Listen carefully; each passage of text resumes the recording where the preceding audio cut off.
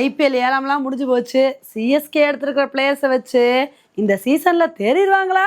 சிஎஸ்கேவோட playing eleven எப்படி இருக்கும்? சிஎஸ்கேவோட strength என்ன, வீக்னஸ் என்ன? இதையெல்லாம் தான் இன்னைக்கு நம்ம வீடியோவில் வந்து பார்க்க போகிறோம். சிஎஸ்கேவோட பிளேயிங் லெவன் எப்படி இருக்க வாய்ப்பு இருக்குது அப்படின்னா, இப்போ சஞ்சு சாம்சன் வந்து டீமுக்குள்ளே வந்தனால சஞ்சு சாம்சன், ஆயுஷ் மாத்ரே இந்த 2 பிளேயர்ஸ் தான் ஓப்பனிங்கில் களமிறங்க வாய்ப்பு இருக்குது. அதுக்கப்புறம் ஒன் டவுனா கேப்டன் ருத்ராஜ் காயக்வாட் வந்து களமிறங்க வாய்ப்பு இருக்குது. அதுக்கப்புறம் வந்து பார்த்திங்கன்னா அதிரடி ஆட்டக்காரரான டெவால் பிரேவிஸ், அதுக்கப்புறம் ஆல்ரவுண்டரான சிவம் துபே இவங்க வந்து களமிறங்க வாய்ப்பு இருக்குங்க.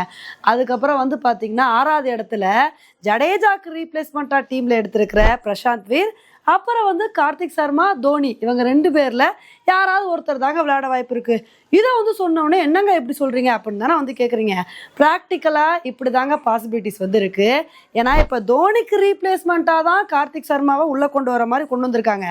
அப்படி இருக்கும்போது 2 பேரையுமே டீமில் போட்டு வந்து விளாண்டா இது கரெக்டாக இருக்குமான்னு தெரில. அதனால் மேபி பாதி மேட்சஸில் வந்து கார்த்திக் சர்மாவையும் பாதி மேட்சஸில் வந்து தோனியையும் வந்து களமிறக்க வாய்ப்பு இருக்குது. இப்போ அதுக்கப்புறம் பவுலர்ஸை எடுத்துக்கிட்டிங்கன்னு வச்சுக்கோங்களேன், அகில் ஹுசைன், மேட் ஹென்ரி இவங்க 2 பேரில் யாராவது ஒருத்தர் வந்து டீமில் இடம் பிடிக்க வாய்ப்பு இருக்குங்க. இப்போ சென்னையில் விளையாடுற மேட்ச்லலாம் வந்து நம்ம அகில் ஹுசைனை வந்து யூஸ் பண்ணிக்கலாம். ஏன்னா அவர் சூப்பரான பவுலிங் பர்ஃபார்மன்ஸ் வந்து கொடுப்பாரு. ஸ்பின்னர்ஸ்க்கு சாதகமாக இருக்கிற இடத்துல இவரை வந்து டீமில் வந்து போட்டுக்கலாம். இதே சென்னையில் விளையாடாமல் ஃபாஸ்ட் பவுலிங்க்கு சாதகமாக இருக்கிற பிச்சிலலாம் வந்து நம்ம மேட் ஹென்ரியை வந்து யூஸ் பண்ணிக்கலாம். இந்த மாதிரி 2 பேரை வந்து மாற்றி டீமில் வந்து போட்டுக்கலாம். அதுக்கப்புறம் பவுலர்ஸை எடுத்துக்கிட்டிங்க அப்படின்னா ஃபாஸ்ட் பவுலர் கலீல் அகமது வந்து இருக்காரு. அதுக்கப்புறம் ஃபாரின் ஃபாஸ்ட் பவுலரான நேத்தன் எலிஸ் வந்து இருக்காரு. அதுக்கப்புறம் ஸ்பின்னர் நூர் அகமது வந்து இருக்காருங்க.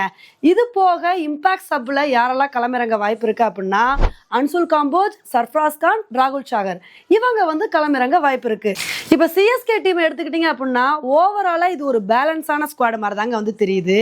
ஏன்னா இதில் அதிரடியான பேட்ஸ்மேன் சும்மா வதன்னு இருக்காங்க.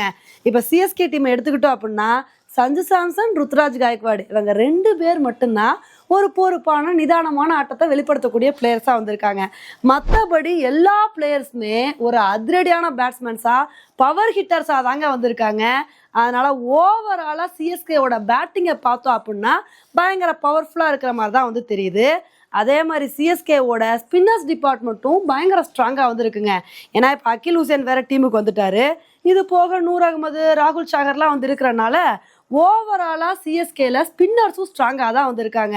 இது வந்து சிஎஸ்கேக்கு ஒரு மிகப்பெரிய பாசிட்டிவாக அமைஞ்சிருக்கு. இதை வந்து சொன்னோடனே ஒரு சில பேர் வந்து கேட்கலாம், அப்போ சிஎஸ்கே டீமில் எந்த குறையுமே இல்லையா, சிஎஸ்கே ஃபுல் ஸ்ட்ரென்த் ஸ்குவாடாக இருக்காங்களான்னு கேட்டால் அதுதாங்க இல்லை.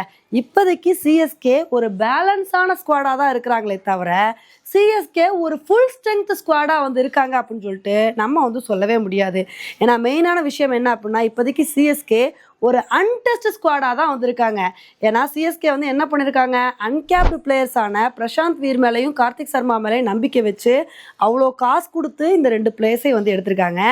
இந்த 2 பிளேயர்ஸும் சிஎஸ்கேக்கு வந்து நல்ல ஒரு பர்ஃபார்மன்ஸை கொடுத்து பேட்டிங்கில் அதிரடி காட்டினா பரவாயில்ல. ஆனால் இவங்க 2 பேரும் சொதப்பிட்டாங்கன்னு வச்சுக்கோங்களேன், அதுக்கப்புறம் சிஎஸ்கேவோட நிலைமை ரொம்ப மோசமாக வந்து போயிருங்க. அதனால தான் இப்போதைக்கு சிஎஸ்கே ஸ்குவாட் வந்து ஒரு அன்டெஸ்டட் ஸ்குவாடாக வந்து இருக்குது அப்படின்னு வந்து சொல்கிறோம். இன்னொன்று சிஎஸ்கேல இருக்கிற பெரிய குறை என்ன அப்படின்னா அந்த அளவுக்கு பவர்ஃபுல்லான ஃபாஸ்ட் பவுலர்ஸ் யாருமே இல்லைங்க.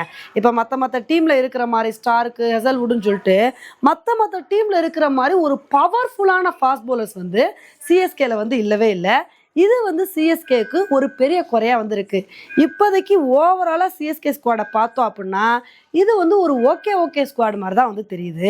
இந்த ஓகே ஸ்குவாடை வச்சு இந்த தடவை சீசனில் சிஎஸ்கே நல்ல பர்ஃபார்மன்ஸ் கொடுக்குறாங்களா இல்லையா அப்படின்றத பொறுத்து வந்து பார்க்கலாம். ஓகே ஃப்ரெண்ட்ஸ், இந்த சிஎஸ்கே ஸ்குவாடை பற்றி நீங்கள் என்ன நினைக்கிறீங்க? எப்பா இந்த ஸ்குவாடில் இவர் இருந்து தான் நல்லாயிருக்கும், அவர் இருந்து தான் நல்லாயிருக்கும் அப்படின்னு சொல்லிட்டு உங்களுக்கு யாரையாவது தோணுச்சு அப்படின்னா அவங்கள பற்றி கீழே கமெண்ட் பண்ணுங்கள். இதே மாதிரி இன்னொரு வீடியோவில் உங்களை வந்து மீட் பண்ணுறேன். Bye friends.